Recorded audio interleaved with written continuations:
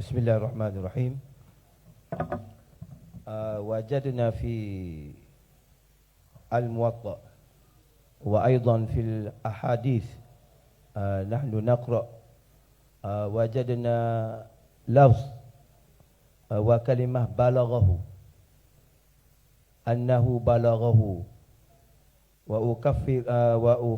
وأفكر أنه حديث بلاغات، حديث بلاغات. ما المقصود بهذه المقصود وحكمه؟ والله أعلم.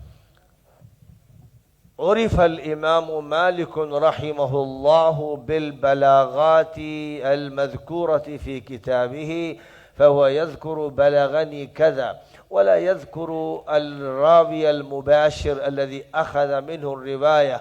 فكذلك من يروي الحديث المرسل المنقطع مثلا فيما بينه وبين الشيخ شيخه، أو فيما بين التابعي ورسول الله صلى الله عليه وسلم، فكثير من العلماء الأجلة الكبار كانوا لا يذكرون اسم الصحابي ويروون وهم تابعون مباشرة عن النبي عليه الصلاة والسلام.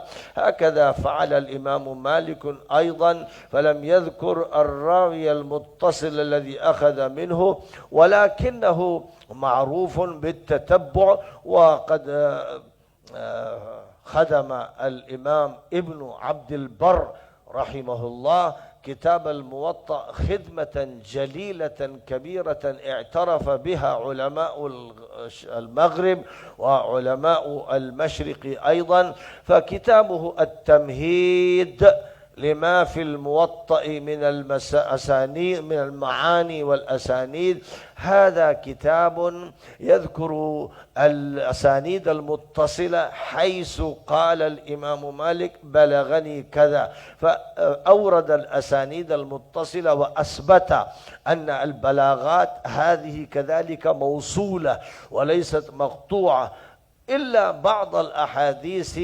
ذكرها أنها لم يتصل سندها أو لم يثبت عنده، وهي قليلة، 3 أو 4 أحاديث ذكرها هكذا.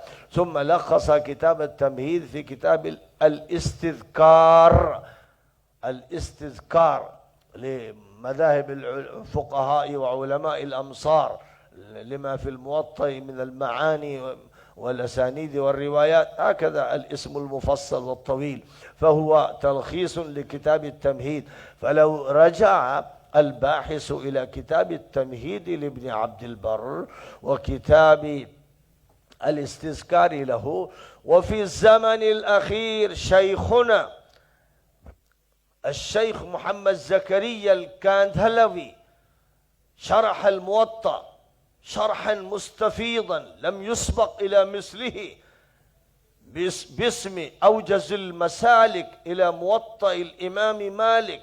حتى المالكية اعترفوا بفضل هذا الكتاب، فيمكن مراجعة كتاب أوجز المسالك للشيخ محمد زكريا الكاندلوي رحمه الله، فإنه فصل القول في الأسانيد وفي المتون كذلك.